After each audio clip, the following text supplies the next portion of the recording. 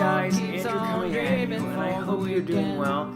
I haven't done so many videos this week. The main reason is I've been feeling a little bit sick, but I just got back from a run. I'm starting to feel like myself, and I just thought I would quickly just kind of go through and respond to your comments on my latest video. This is the first one I've really done that was maybe more of a touchy subject, but I thought it was interesting. I'm not going to go through and read all the comments. I'm just going to pick out like 2 or 3 that I thought were interesting. One comment that I thought would definitely kind of hit what I was trying to say in my video, and I want to just state quickly, when I do speak to you guys, it'll be me as like an individual and not so much picking a side.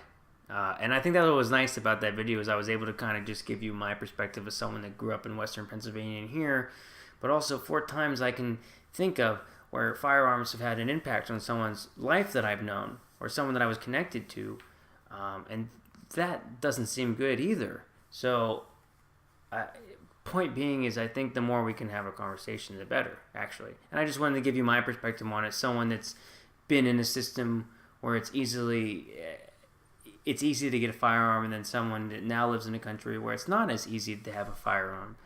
I'm not so, I have a permanent residence in Sweden, but I'm not sure. I don't think that I would be able to get one even if I wanted to. So I just wanted to respond to it. So I'm just going to read through probably the 3 comments that I thought were the best, and then hopefully then we move on to other subjects, more fun subjects, because that's what I would prefer to do on this channel. Actually, I have a plan to eat some new foods and try some new things on here. Maybe not all the time, but some fun stuff here. So Rebus says, and I really like Rebus's statement here, the Second Amendment protects the American citizen against tyranny from the state, such as a dictator or a foreign occupation. This makes it a touchy subject when the state wants to make laws against citizens having weapons. It seems to me that in the last 15 years there has been an increase of mass shootings, so much so that it happens all the time.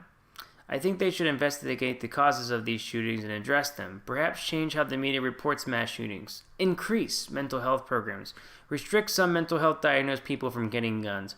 Whatever the investigations tell us is the problem. The problems with mass shootings is probably even harder. Non-mass shootings is even probably even harder to deal with. I guess there will always be a price to pay for the right to bear arms, and that's what I like what he said is at the end. That is, if you're going to have this right to bear arms, you're always going to have this issue. One thing I didn't say before as well that I've always thought about is that if you're in the United States, or if you, let's say you're in the United States and you work as a police officer and you interact with the public, every single time you have an interaction with someone, every single time you pull someone over in a police car, and just a car, that person could theoretically have a handgun. You know, so for a police officer, every single time they could be interacting with someone that has a firearm. You can make that argument that that could be the case everywhere, but it's just something that I've always found interesting that I think that sometimes we have to consider as well. So anyways, Rebus, what I like about your comment is it's very rational and admits that there might be a problem, but I just thought I liked how you explained kind of the American philosophy behind it, but then the acceptance that there could be some issues there, and definitely there needs to be a conversation, and that was what I was hoping would happen, as well as I maybe don't have the answer. And then I really like this one, so I'm going to go ahead and read Adam's comment here. He says, about 1/4 of firearms in Sweden are handguns, which is interesting. I didn't know that. That's very interesting. You need to join a shooting club, and you have to participate and show that you're serious and not just want a gun. So you just want it. That makes sense. If I remember correctly, you need to be in a club for at least 6 months to be able to buy a .22, over a year to be able to buy a 9mm. It also costs quite a lot for a permit. A permit costs about 1,000 crowns. A club membership is several thousand crowns per year, and a gun safe is like 10,000 kroners for a handgun. So then I guess you keep the gun in the safe. And then someone responded as well that you have to keep, I just want to read what Adam said on the response here about the storage of a gun, because I thought this was interesting as well. The handgun can be stored at home since you're allowed to travel to other competitions and shooting ranges. I think you're allowed to take it with you from one country if you've got additional permits. That's what I realized. So you can own guns, but you have to keep them stored at home. And from my understanding, you can't keep these guns loaded. They have to be stored in a very special way, so it's against the law to have the gun loaded in your own home. So that's an interesting fact as well. So that's how the laws and things work here in Sweden. So basically, if you want to join a competition, there's no problem with that at all. And I wanted to kind of just go in that. Everything else seems fine. I'd like to kind of end this issue and move on to other ones, but I thought that those comments were really cool. It was nice to hear the Swedish perspective. So obviously in Sweden, it's much harder to get a firearm, but there's plenty of people here that still enjoy that kind of sport and they think it's fun.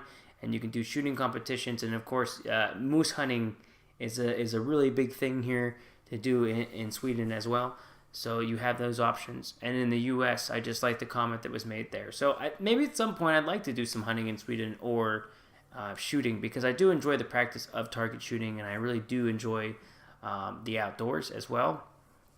But I don't think at any chance now, me as a non-citizen of Sweden, that I would be able to have the right to purchase a gun. That being said, I have an idea for another video, so check this out. I've never actually eaten one of these before.